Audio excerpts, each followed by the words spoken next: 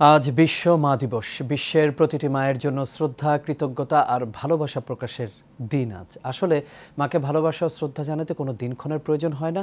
প্রতিটি মায়েরই সন্তানের জন্য ভালোবাসা প্রাপ্য প্রতিদিনই। তবুও 10 মাস 10 দিন গর্ভে ধারণ করে যে মা সন্তানকে পৃথিবীর আলো দেখান, নিজের সব স্বাদ আহ্লাদ সন্তানের নামে করে দেন, যে মা তার সম্মানে আলাদা করে একটু ভালোবাসা জানাতে আজকের এই দিনটি। বিস্তারিত জানাচ্ছেন শেখ সোহাগ।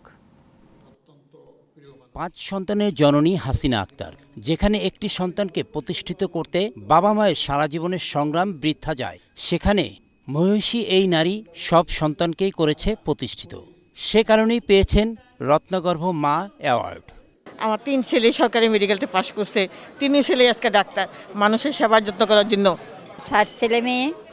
প্রথম আমার বড় ছেলে কম্পিউটার ইঞ্জিনিয়ার, দ্বিতীয় ছেলে ফাস্টফুডের ডেপুটি ডাইরেক্টর এবং মেয়ে জাহাঙ্গীরনগর বিশ্ববিদ্যালয়ের প্রভাষক, সেই মেরিল্যান্ড আছে। আর ছোট ছেলে আপনার আসানুল্লাহ থেকে MBA পাস করছে, ও ব্যবসা করে। আমি ওদেরকে ভালোভাবে উচ্চশিক্ষিত করেছি। হাসিনা আক্তারের মতো অসংখ্য মায়ের গল্প রয়েছে পৃথিবীর বাঁকে বাঁকে, কিন্তু সব মায়ের ত্যাগ আর ভালোবাসার গল্প উঠে আসে না। প্রতিটি মায়ের সংগ্রাম, গল্প আর ইতিহাস ভিন্ন ভিন্ন। মাকে নিয়ে গর্ববোধ করি। সবচেয়ে বড় কথা হলো যে আমার মা আমাদের কেমনভাবে লালন পালন করেছেন। তার বাবার বাড়ি আজকে অনেক সমৃদ্ধশালী, তার বাবার পরিবার, তাদের সেই পরিবার ত্যাগ করে আমাদের পরিবারে এসে কোনোদিন বাবার বাড়ির শরণাপন্ন হয় নাই। অত্যন্ত সংগ্রামের মধ্য দিয়ে, ধৈর্য ধরে, কঠোর বাস্তবতার মধ্য দিয়ে আমরা 4টি ভাই বোন আমাদেরকে মানুষ করেছেন। এবং আমরা 3 জন ভাই, এবং আমরা 3 জন ভাইকে আমাদেরকে মা অনেক কষ্ট করে ডাক্তারি পড়িয়েছেন, সরকারি ডাক্তার বানিয়েছেন, এবং আমরা স্ব কর্মক্ষেত্রে সবাই প্রতিষ্ঠিত হয়েছি।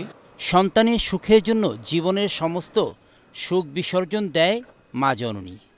আমার ছেলে হ্যাগো কাজ হারা করে খায় না, আমারটা তো আমার করে খাইতে হইব। আমি একটা নাতিন লিয়ে থাহি করে খাইতেছি। আমার স্বামী সরকারি চাকরি করতো, ওইসব আমার কেউ চাকরি দেয় নাই, আমার লোক নাই, চাকরি দেয় নাই, মানে তাই জন্য আমি কষ্ট করে খাইতেছি। এই বয়সের পোলাফান দেখে না, অগই কামাই হয় না, ঘর ভাড়া হয় না, যেই কামাই করে আমাকেও কি দিব। তো বেজারও না, রাগও না, খুশি আছি।